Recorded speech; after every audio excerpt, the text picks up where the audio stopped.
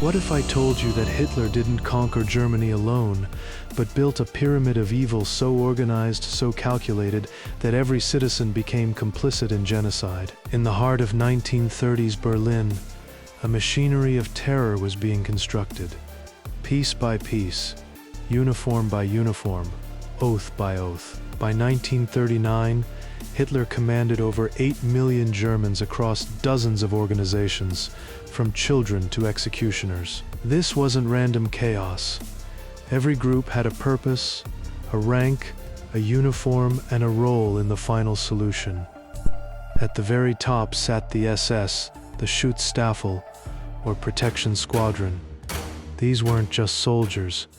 They were Hitler's ideological elite, his true believers. Led by Heinrich Himmler, the SS grew from 280 members in 1929 to over 800,000 by the war's end. Himmler was a chicken farmer who became the architect of the Holocaust.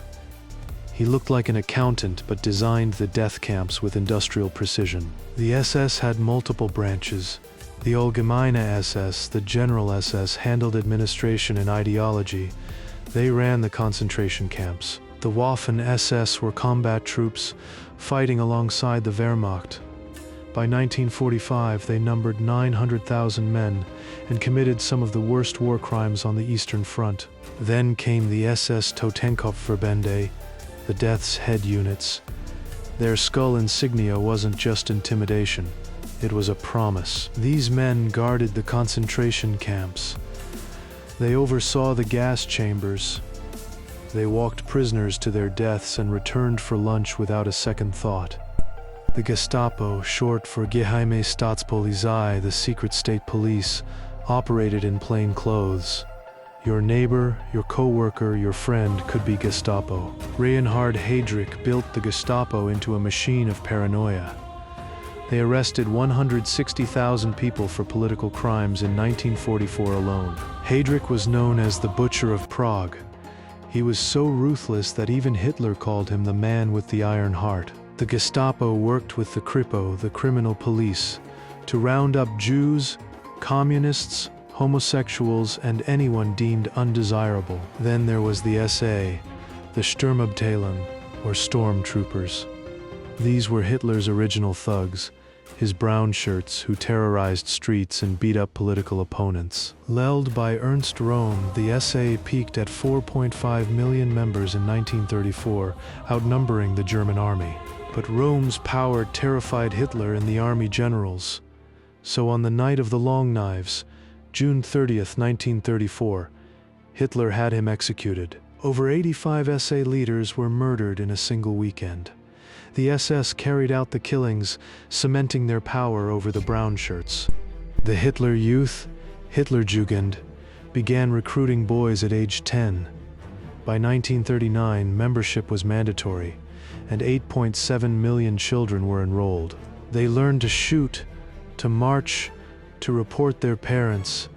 They were taught that Jews were subhuman, that war was glorious, that dying for Hitler was the highest honor. Girls joined the League of German Girls, the BDM. They were groomed to become mothers of the master race, trained in domestic skills and Nazi ideology. By 1945, boys as young as 12 were fighting in the final defense of Berlin, sent to die by old men who had already lost. The Wehrmacht, Germany's regular armed forces, likes to claim innocence, the clean Wehrmacht myth. But that's a lie. Wehrmacht soldiers participated in mass shootings, helped round up Jews, and enabled the Holocaust. They weren't innocent bystanders. Operation Barbarossa, the invasion of the Soviet Union, killed 27 million Soviets. Wehrmacht hunger plans deliberately starved millions. The Einsatzgruppen were mobile killing squads that followed the Wehrmacht into occupied territories. 4 main groups, labeled A through D, operated across Eastern Europe. These units murdered 1.3 million Jews, Roma, political prisoners, and others. They operated in plain sight, often with local collaboration. Babi Yar, outside Kiev, witnessed the murder of 33,771 Jews in just 2 days in September 1941. It was one single operation. The death camps were the final stage of the final solution. 6 major extermination camps operated in occupied Poland. Auschwitz-Birkenau killed more than 1 million people. Treblinka murdered 900,000. Belzec killed 600,000. These weren't labor camps. They were factories of death. The process was industrialized.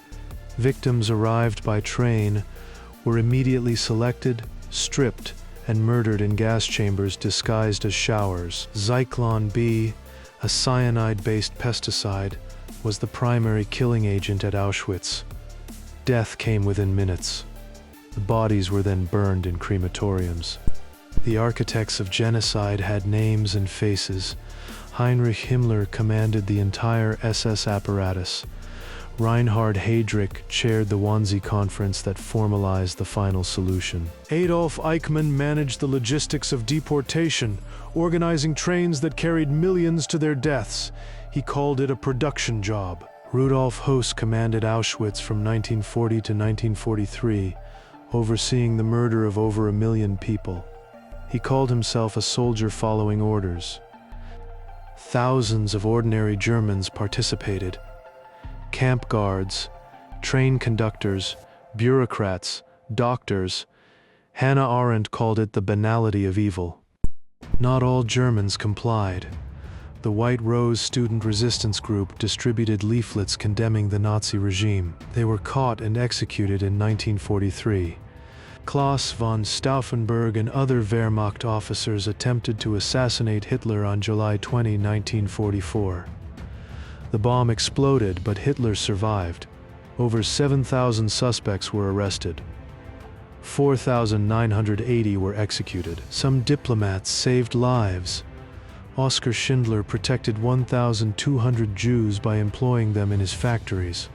Raoul Wallenberg issued Swedish passports to tens of thousands in Budapest. But they were exceptions. The vast majority of Germans either participated, enabled, or looked away. Silence was complicity. When the war ended, the Nuremberg trials prosecuted 24 major Nazi leaders. 12 were sentenced to death. 7 received prison terms. 3 were acquitted. But thousands escaped justice. Nazi networks helped war criminals flee to South America. Adolf Eichmann lived in Argentina under a false name until Israeli agents captured him in 1960. Many former Nazis integrated back into German society, became doctors, lawyers, judges, businessmen. West Germany often turned a blind eye. It wasn't until the 1960s that Germany truly began confronting its past. The Frankfurt Auschwitz trials exposed the crimes in brutal detail. Today, Germany's culture of remembrance is unparalleled. Stolperstein brass memorial plaques mark the homes of Holocaust victims throughout German cities. Over 75,000 have been installed. The lesson is this: fascism doesn't announce itself with horns and devils. It arrives in suits and speeches. It blames outsiders for complex problems. It promises to make the nation great again. The Nazi regime lasted 12 years. It killed 17 million people in the Holocaust and started a war that killed 70 to 85 million more. And it happened in one of the most educated, cultured nations on earth. We study Nazi Germany not to condemn the past, but to recognize the warning signs in the present. Because the greatest danger isn't that history will repeat itself exactly. It's that we won't recognize it when it rhymes. Beyond the surface, subscribe, and I'll see you in the next investigation.